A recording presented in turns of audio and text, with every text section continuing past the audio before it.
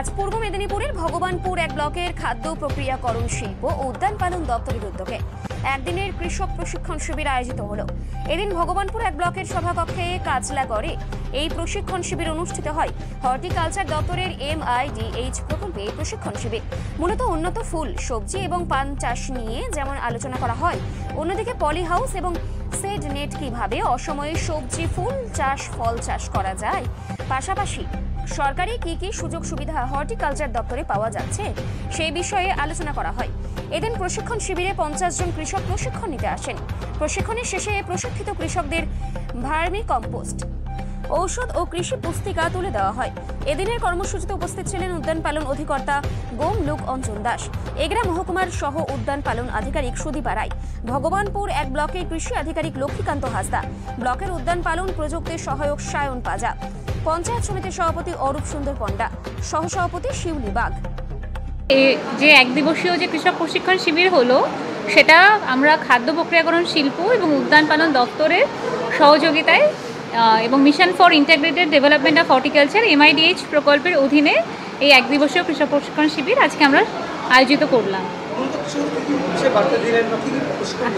আজকে আমরা মূলত ছিল কৃষক প্রশিক্ষণ শিবিরের মূল উদ্দেশ্যই ছিল আজকে আমাদের হাইটেক হর্টিকালচার, কিভাবে আমরা নতুন টেকনোলজির অ্যাডাপ্টেশনের মাধ্যমে আরও আমরা গতানুগতিক চাষ থেকে বেরিয়ে উন্নত প্রযুক্তির মাধ্যমে কিভাবে আমরা আরও বেশি লাভবান করতে পারি চাষিদেরকে, সেই উদ্দেশ্য নিয়ে আজকে আমাদের এই হাইটেক হর্টিকালচারের উপর আর মেইনলি খারিফ সিজন ভেজিটেবলস কাল্টিভেশনের উপর আমাদের এই কৃষক প্রশিক্ষণ শিবির ছিল।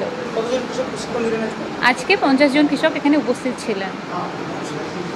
মেদিনীপুর যথেষ্ট একটা প্রগতিশীল একটা জেলা, যেখানে মূলত এখানে ফুলের জেলা, পানের জেলা। বিশেষ করে আমার এই এগরা মহকুমাতে এখানে প্রচুর পরিমাণে আমি পান চাষ দেখেছি।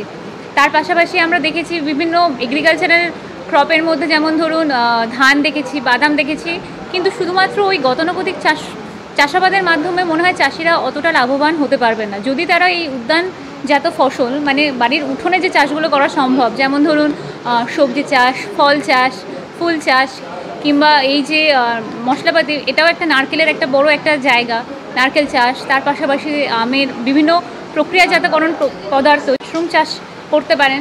যেহেতু এটা পানের জায়গা, এগরা মহকুমা যথেষ্ট পরিমাণে হয়, তো সেখানে আমরা আজকে মূলত তাদেরকে পলি হাউসে এবং শেডনেট হাউসে কীভাবে পলি হাউস টিউবুলারের মধ্যে এবং শেডনেট টিউবুলারের মধ্যে ছাড়াও পলি হাউস বাস সহযোগে এবং শেডনেট বাস সহযোগে সেই প্রকল্পের অধীনে কিভাবে তারা আওতায় আসতে পারেন এবং পানের বরজ তারা কিভাবে সরকারি গাইডলাইন মেনে শর্তাবলীর মাধ্যমে আরও কিভাবে ভালো চাষ করে তাদের লাভবান আরও বেশি করে হতে পারেন, বা তাদের যে পানের